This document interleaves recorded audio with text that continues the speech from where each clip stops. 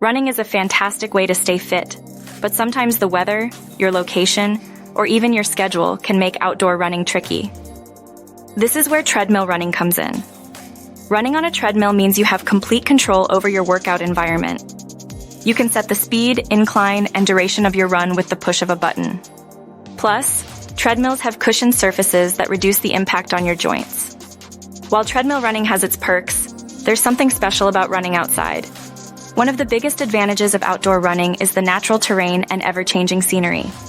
Running on trails, parks, or along city streets keeps your runs interesting and engaging.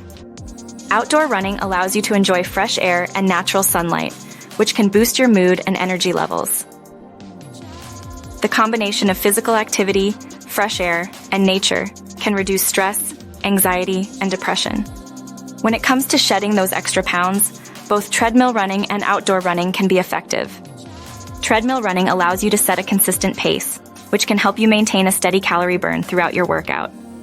Outdoor running tends to burn more calories due to natural variations in terrain and conditions.